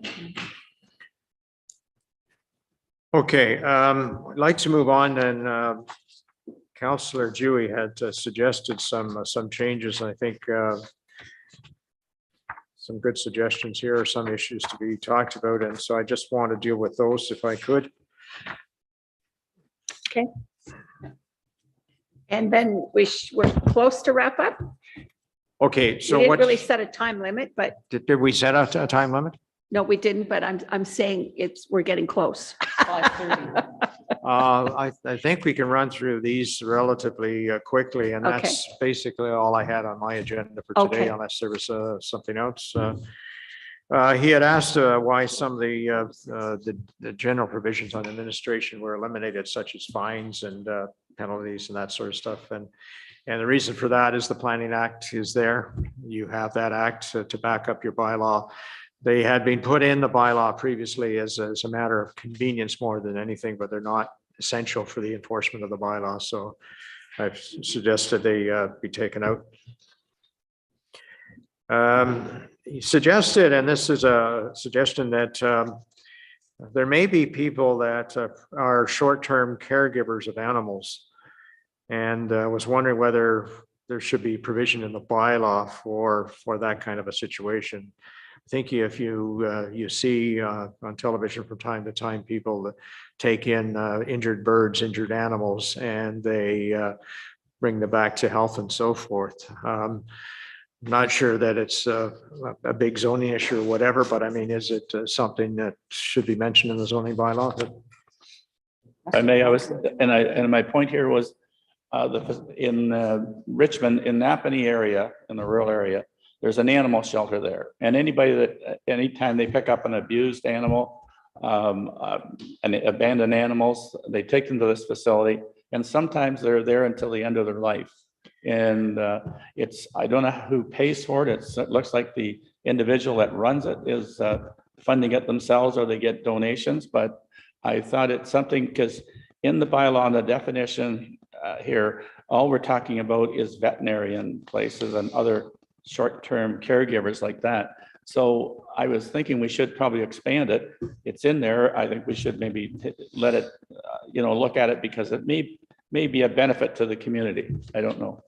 Well, and I do believe there are a few people around that do that.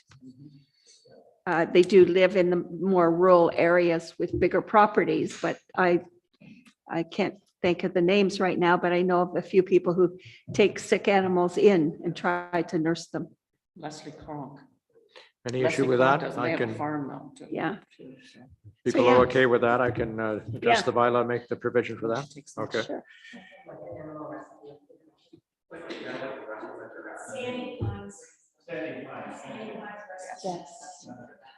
Yes, she is. Yeah. Well, we've had lots of discussion about animals today. We're all animal One lovers. suggestion is a pet cemetery. It's been an issue in other municipalities. I'm suggesting we add it as a permitted use, A pet cemetery? a pet cemetery. Oh, my goodness.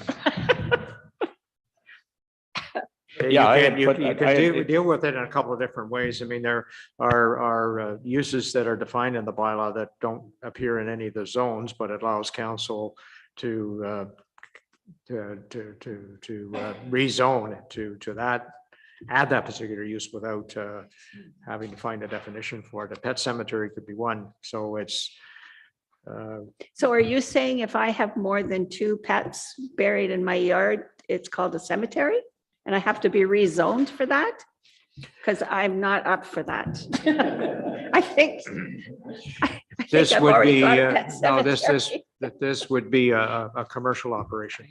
Okay, commercial operation. I'm sorry, I didn't, I should have qualified that. It would be a commercial operation where somebody Okay, wants to, it could be anywhere from a rabbit to a horse or whatever, and they want a place to dispose of an animal. So it would be a commercial operation. So I don't know if that's of interest to you here or not, or you never know. Let's I cover. don't know. I read the Stephen King book, so I'm a little little off on that.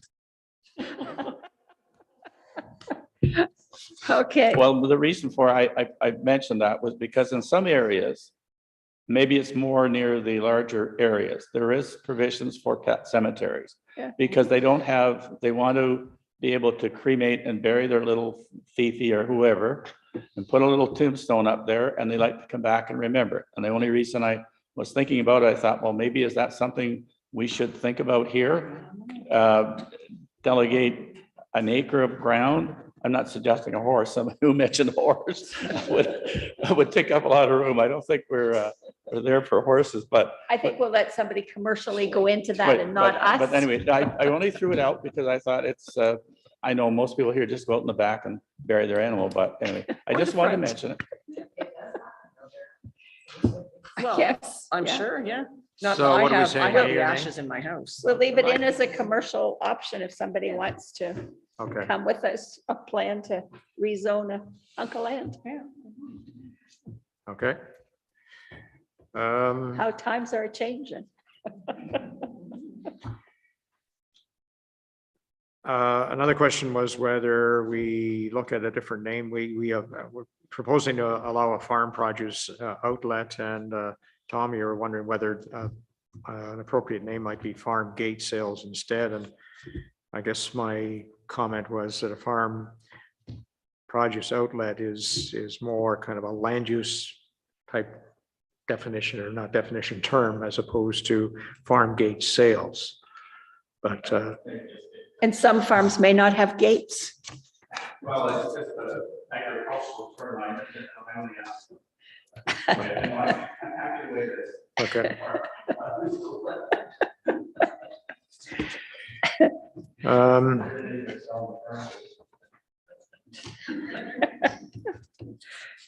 And the other one, I don't think we did that. I did point that on.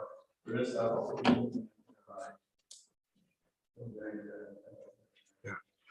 The one other issue that you raised, which is interesting, is it was an issue that was came to the fore, I guess, probably 15 years ago now, that I think of, maybe even 20, but 15 years ago, was fortification bylaws, where, some municipalities, biker gangs were moving in and building these monstrosity fortified dwellings, and much to the chagrin of a municipality.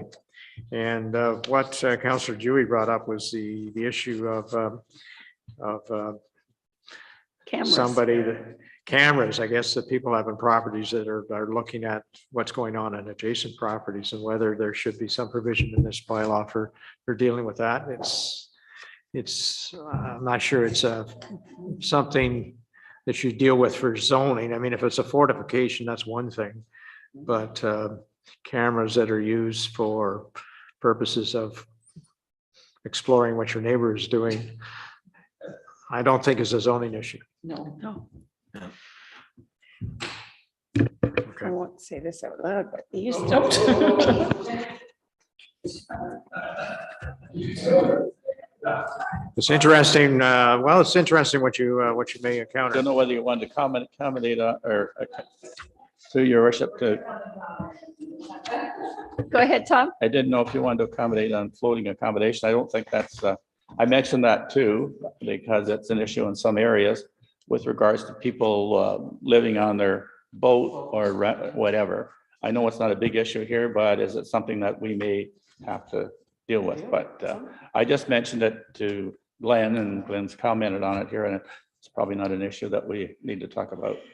Well, the one thing I was going to, what I suggested in my response to Tom was that Maybe we should ask Tony Fleming for an opinion as to what the authority is of a municipality to govern floating When it's on the water. floating residences and so forth, you know. I know the provinces kind of abandoned or left a vacuum for dealing with docks and boathouses that extend out into the water, okay? And they're saying literally, case law suggests the municipality can control docks and boathouses, but that's a little different from a floating boathouse that's used for accommodation or something of that sort.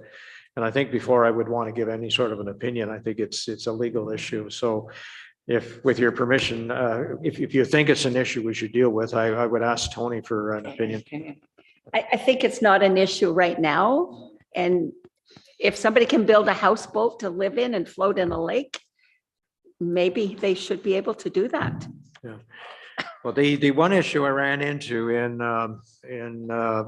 Edwardsburg Cardinal, which was faced with this about 15 years ago, 10, 15 years ago, was the sewage issue. You Yes. said if you Yes. have floating boathouses or residences and so forth, how do you deal with the sewage Yes. issue, you see? So that was a significant, and it would be concerned anywhere, quite frankly, and Yeah.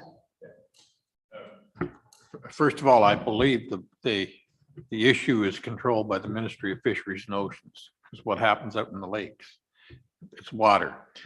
How we can control that issue is where they're going to get on the lake. We control the docking and the unloading of these boats. But I do think it'll be an issue in the future. It's already an issue on the Trent Canal, on the Rideau Canal, where people are spending months on boats and that kind of stuff Yeah. without the facilities. They have to have the facilities in which to retain their sanitation issues, loading and unloading.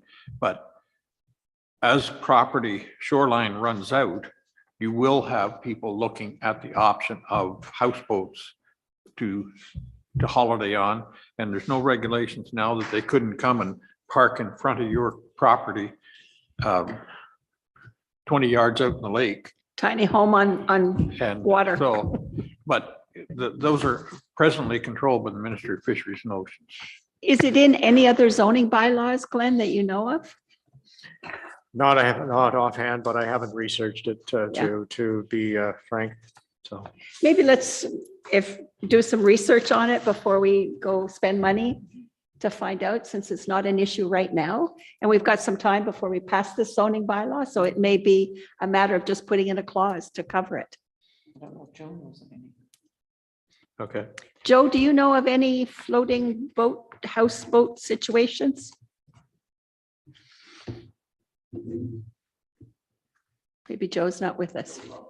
No. Oh, I'm still here, sorry. That's okay. I'm aware of a court decision, and I'll share this with Glenn. I'll send you an email, Glenn, from the Township of North Kawartha in Peterborough County about 6 or 7 years ago, where there was a dispute about a boathouse being constructed on a neighboring cottage property. And the decision came out that municipalities have the ability to place zoning on water. And I know the city of Kingston does that right now with their harbor area. And we're actually doing that in the proposed Marysville secondary plan on Frontenac Islands. But Glenn, I'll send you the decision. You can take a good look at it. It's a very clear decision on giving municipalities the ability to do that. Because I know for many years, there's been discussion with planners about whether we can do it or not. But this decision made it very clear that we can do that. So I'll pass it on to you, Glenn. I'm not, but with respect, Joe, I'm aware of that decision because it was a friend of mine that was involved in that particular issue. But it was not my understanding that it extended to floating structures. So I want to look. I want to look at that. That's why I raised it. You see. Thank you. Okay. No, thank you. That you're right. That was a fixed boathouse structure.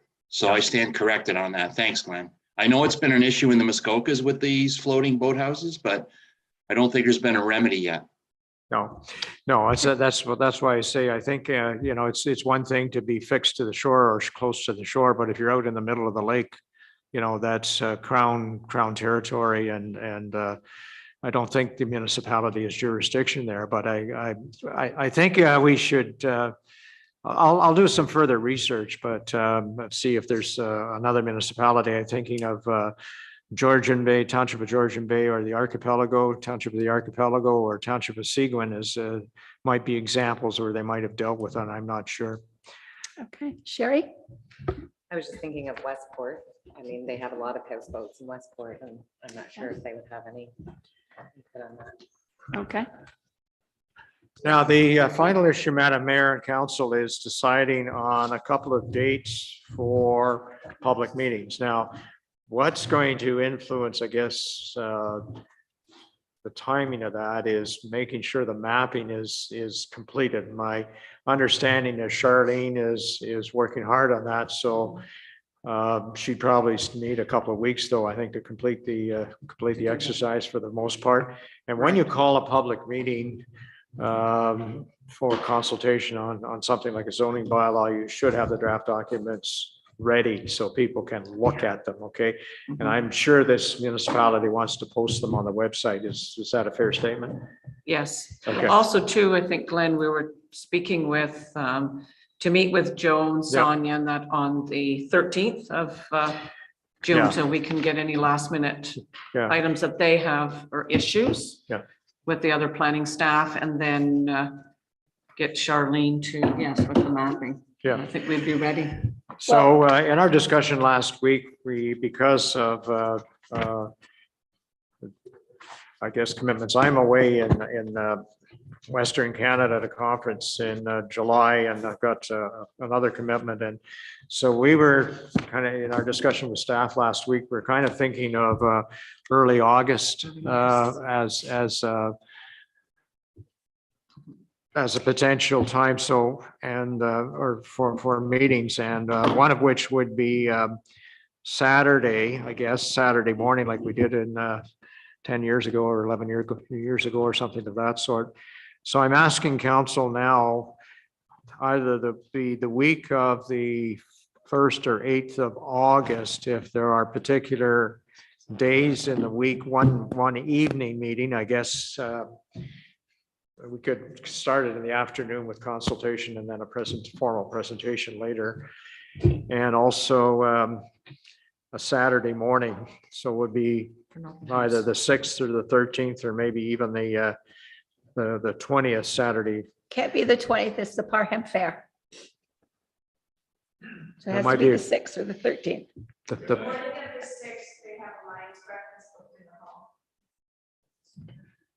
They could be moved if they had to be.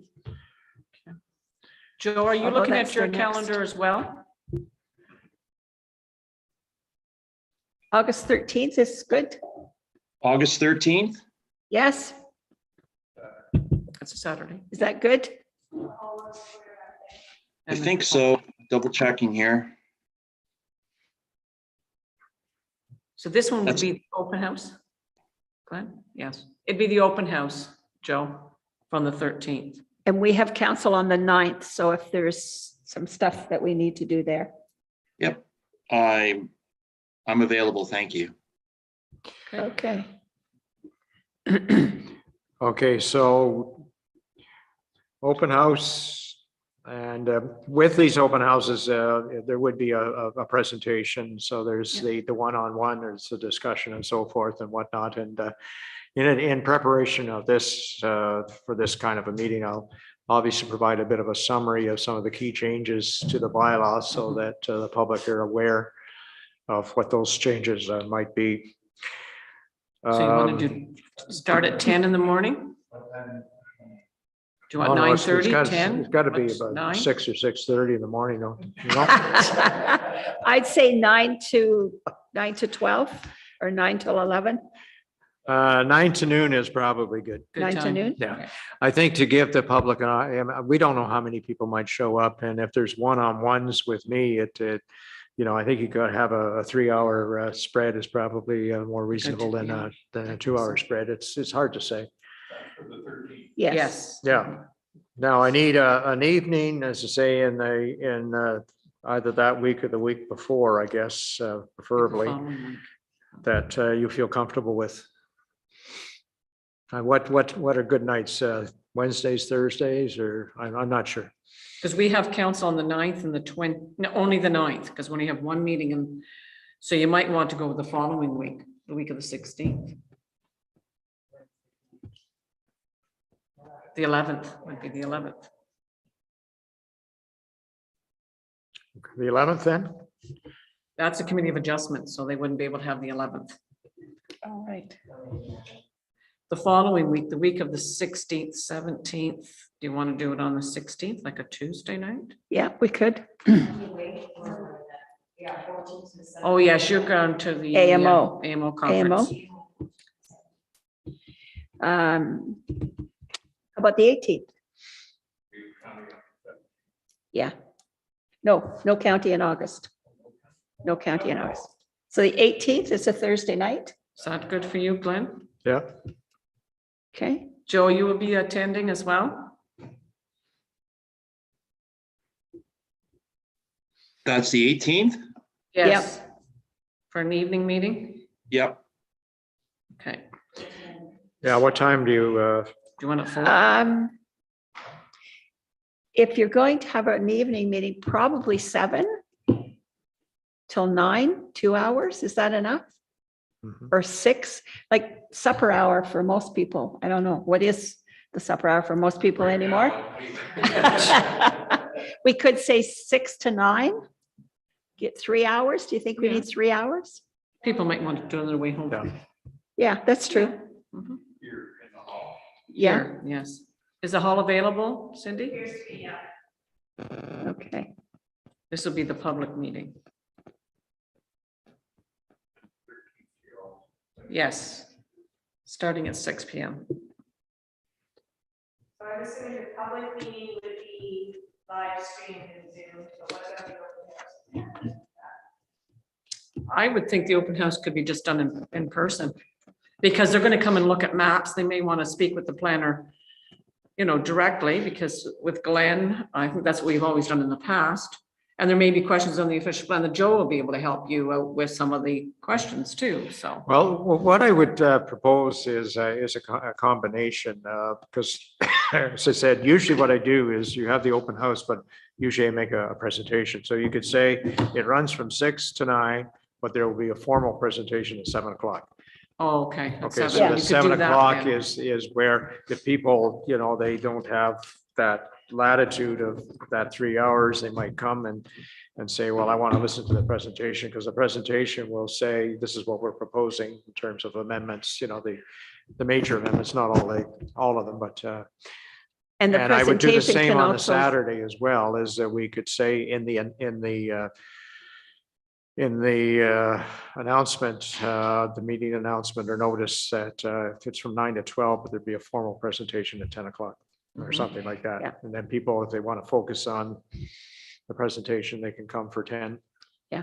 Does that- and at does 10 that make o'clock sense? too, by giving that first hour in your presentation, you can answer some of the questions that you may have already gotten in the first hour. Yeah.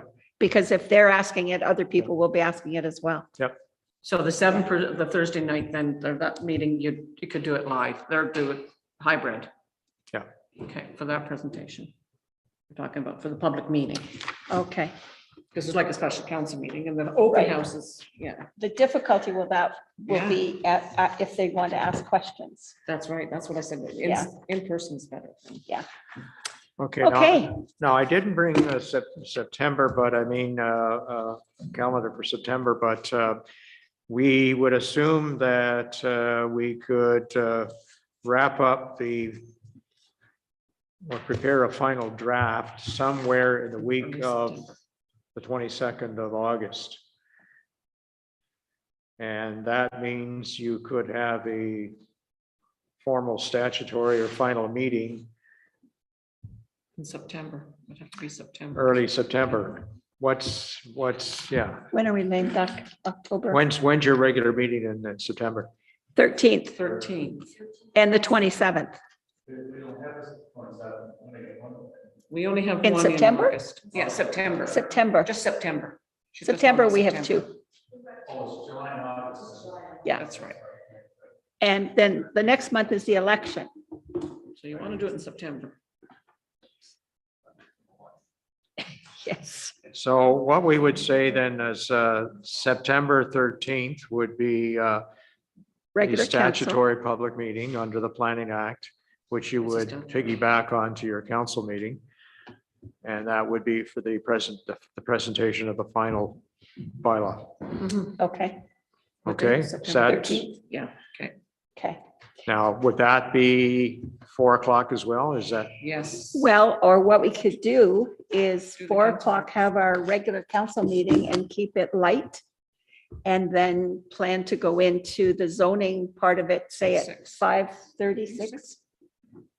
And that way, if people want to get here after work, they would have the opportunity to come. Maybe we could have some light snacks that night. Or maybe keep Bill at the table and quiet.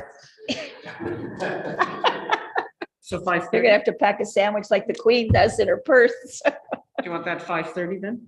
To do For that the part? zoning part, yeah, I would say 5:30 should give us lots of time. Okay, so with that, then the formal adoption of the bylaw should be the September 27th meeting. You said 27th? 27th is the Yes. second meeting, yes.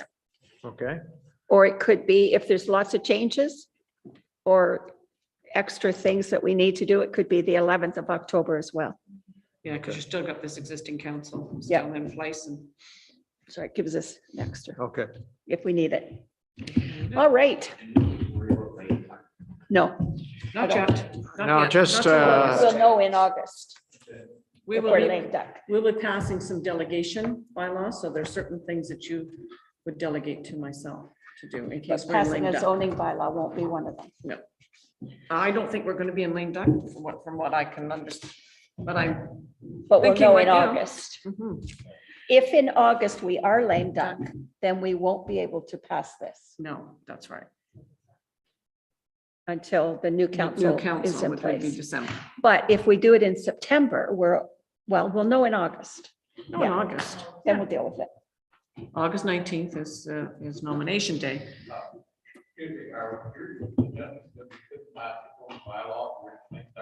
No, there's only certain things you can do and to pass, council can pass in lame duck. So to be lame duck, explain that. To be lame duck, there has to be two-thirds of the existing council that is sitting. If you file your papers, and I have basically 5, then we're not in Returning. lame duck. Now, come 19th of August is actual nomination day. If anybody withdraws their nomination, then we could be in a lame duck situation. But so far, we have 1, 2, 3, we have 4 right now. All I need is 1 more, and we're not in lame duck. It's about 2/3, not quite 2/3, a little, but it's sort of, it talks about this 2/3 and it talks about, no, that there's more, but in our situation of 9 members, it's 5. And we have 4 right now that have filed their nomination papers. So if 1 more files a nomination paper that's going to run, then we're not lame duck. But in a lame duck situation, generally speaking, as I understood it was that you could not commit to any Expenditures. purchases or expenditures outside of your budgeted amount for that year. $50,000 and you cannot hire or fire. That's why you do that delegation bylaw to the CAO. But adopting a zoning bylaw. I'd have to check that. I don't know, because you're tying the next council to these zoning. I'd have to double requirements. check that, but I think that's for you to check. I think that's for you to check because I really don't Yeah. know. no, I'll check Okay. that. Okay, But just one final word to council, if I may. What I'm going to do is based on this meeting and the meeting with the county staff, I'll produce what I consider to be a working, not necessarily final draft. And so that'll be distributed and I'd appreciate you reviewing it and seeing if it fits with what we've discussed and made decisions on. And certainly provide feedback through me directly or through Kathy, whatever. But I think again, we're looking at a bylaw that's going to be good for another 10 years.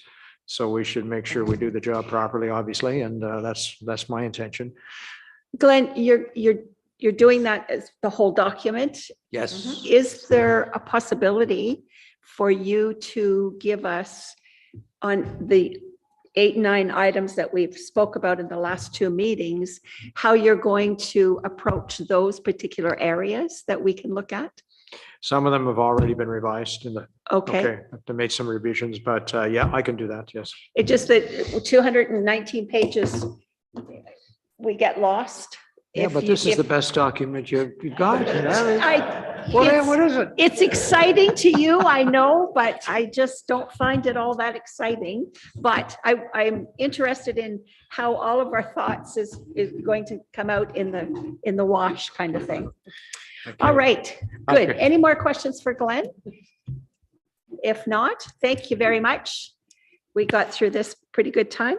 We're going to take a 5-minute break, and then we have a motion to move into close. Maybe we do that first? You could do that first, yes. Okay, moved by Sherry Wan, seconded by Bill McDonald, that council move into closed session pursuant to section 239(2) of the Municipal Act to discuss 1, personal matters about an identifiable individual, including municipal or local board employees, section 239(2). All those in favor? Carried.